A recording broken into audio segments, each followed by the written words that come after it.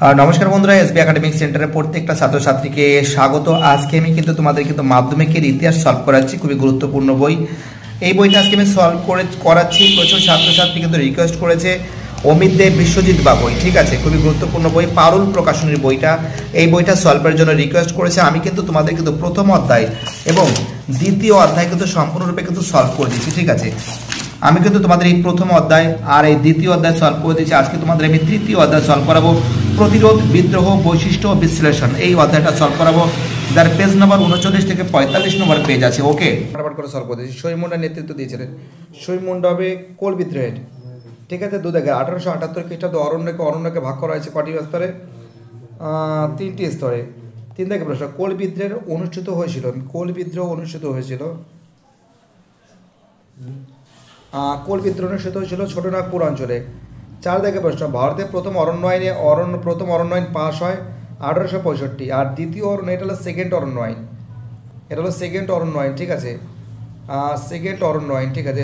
দ্বিতীয় অরণ্য আইন 1878 সালে, আর প্রথম অরণ্য আইন 1865 সালে, ঠিক আছে। পরে প্রশ্ন, তিতুমিরের প্রকৃত নাম কি ছিল? মিন নিসার আলী। কী হবে? মিন নিসার আলী, ঠিক আছে। চলো পরের প্রশ্ন বলেছে আমাদের 6 থেকে প্রশ্ন, সন্ন্যাসী ফকির বিদ্রোহের অন্যতম নেতা ছিলেন। তো দেখো, একটা কাজ করতে পারি এখান থেকে আমরা। সন্ন্যাসী ফকির বিদ্রোহের অন্যতম নেতা ছিলেন দেবী চৌধুরানী, ঠিক আছে। 7 থেকে, দ্বিতীয় অরণ্য আইনে লাভবান হয়েছিল ব্রিটিশ সরকার।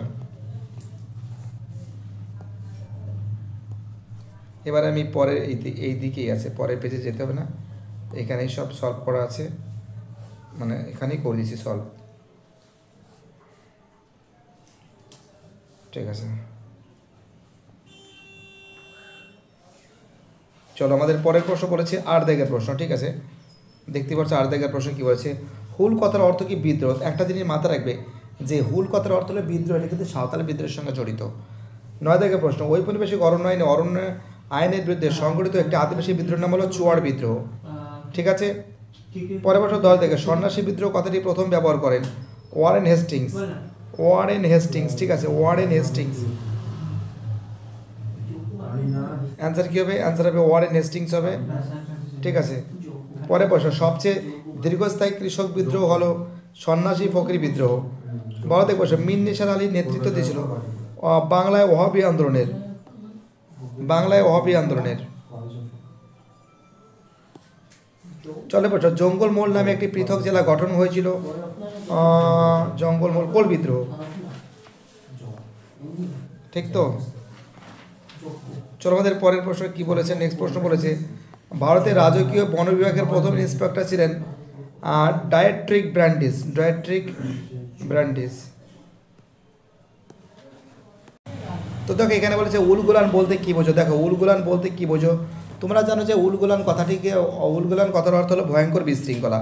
তোমরা দেখো স্ক্রিনশটে লেখা আছে, তোমরা লিখে নাও, ঠিক আছে। স্ক্রিনশটে বা আমি দেখো সাইডে দিয়েছি, সেটা লিখে নেবে তোমরা, ঠিক আছে। 2 থেকে প্রশ্ন, কত খ্রিস্টাব্দে নীল কমিশন গঠিত হয়? নীল কমিশন গঠিত হয় 1860 সালে।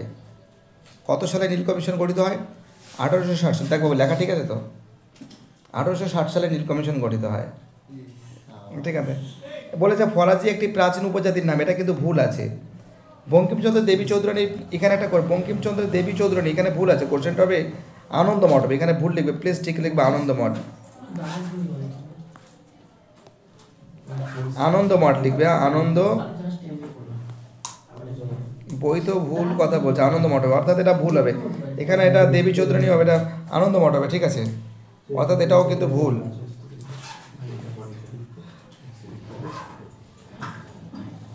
চলো পরের প্রশ্ন বলেছে, চাঁদ ও ভৈরব ছিলেন সাঁওতাল বিদ্রোহের নেতা, এটা ঠিক আছে। আমরা কি জানি? সিধু, কানহু, চাঁদ, ভৈরব, ডমন মাঝি, কালো প্রমাণিক সবাই সাঁওতাল বিদ্রোহের নেতা ছিলেন, এটা ঠিক আছে। 3 থেকে 4 থেকে প্রশ্ন, দি ব্লু মিউটিনি গ্রন্থের লেখক ব্লেয়ার কিং, এটা ঠিক আছে। এবার দেখো এই যে ম্যাপ পয়েন্টিং তো তোমাদের এর আগে দেখিয়েছি আমি। এবার দেখো এই প্রশ্নগুলো সলভ করাচ্ছি, ঠিক আছে। এখানে কি বলেছে আগে তাই দেখা যাক, একটু জুম কমে দিচ্ছি। প্রথম বলেছে ওহাবি বলতে বোঝানো, ওহাবি বলতে কি বোঝানো? ওহাবি কথার অর্থ কি? আচ্ছা দেখো, ওহাবি কথার অর্থ হলো কিন্তু নবজাগরণ। কি হবে? নবজাগরণ। জাগরণ, নবজাগরণ, অভিজ্ঞতার অর্থ কি নবজাগরণ। ঠিক আছে। ড্যাট ছিলেন বারাসত বিদ্রোহের নেতা তিতুমির। কি লিখবে এখানে? তিতুমির, তিতুমির। অ্যান্সার কি লিখবে? তিতুমির লিখবে। ঠিক আছে। এবার দেখো বিবৃতি সলভ করেছি যে ঔপনিবেশিক সরকার উপজাতিদের জন্য দক্ষিণ পশ্চিম এজেন্সি নামে একটা পৃথক অঞ্চল গঠন করেছিলেন। তো দেখো এর অ্যান্সারটা কী হবে সেটা তোমাদের আমি দেখাচ্ছি। এই যে দক্ষিণ পশ্চিম এজেন্সি যে গঠন করা হয়েছিল সেটা কিন্তু দক্ষিণ পশ্চিম এজেন্সি ব্যাখ্যা 2 হবে। এটি গঠিত ছিল কোল বিদ্রোহের সময়, কোল বিদ্রোহের পরে। চলো পরে বেটা 2 দেখে বিবৃতি। ভারতীয় ঔপনিবেশিক ব্রিটিশ সরকার অরণ্য আইনকে প্রবর্তন করেছিলেন। একটা জায়গায় দেখো অরণ্য আইন যেটা প্রবর্তিত হয়েছিল কিন্তু ব্রিটিশ সরকারের উদ্দেশ্য হলো অরণ্যবাসীদের জীবন না কোনো দিনের জন্য না, কোনো দিনের জন্য হবে না। ব্যাখ্যা 3 হবে। ব্রিটিশ সরকার নিজেদের স্বার্থ সম্পদ ব্যবহার করতে চেয়েছিল। 3 থেকে প্রশ্ন, সাঁওতাল বিদ্রোহ সিপাহী বিদ্রোহের অগ্রদূত বলা হয় কেন? তো এটা তো হবে না, এটাও হবে না, এটাও হবে না।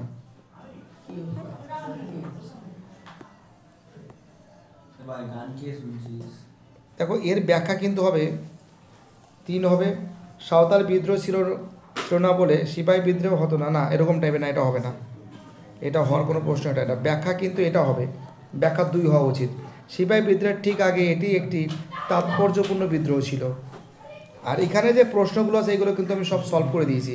তোমরা এর কমেন্ট সেকশনে বা প্লে লিস্টে পেয়ে যাবে, তোমরা প্লে লিস্টে পেয়ে যাবে, নাহলে আমি এই ভিডিওতে একটা কমেন্ট করে দেবো, সেই কমেন্ট সেকশনে এই প্রশ্নের অ্যান্সারগুলো সলভ পেয়ে যাবে।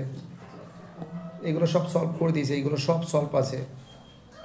এইগুলো এইগুলো এইগুলো তিতুমির কেন স্মরণীয় তোমরা জানো যে এটা এটা এটা পাইক কাজে বলা, এটা তার সঙ্গে এইগুলো সব সলভ করে দিয়েছি, তোমরা প্লে লিস্টে পেয়ে যাবে। তার সঙ্গে দেখবে এই ভিডিওর লাস্টে দিকে একটা কমেন্ট পাবে, সেই কমেন্ট সেকশনে কিন্তু তোমরা পাবে। ঠিক আছে।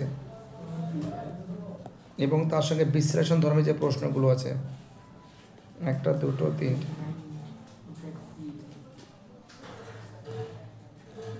2 3টে। তো প্লিজ তোমরা ভালো করে পড়াশোনা করবে। আর কি বলবো,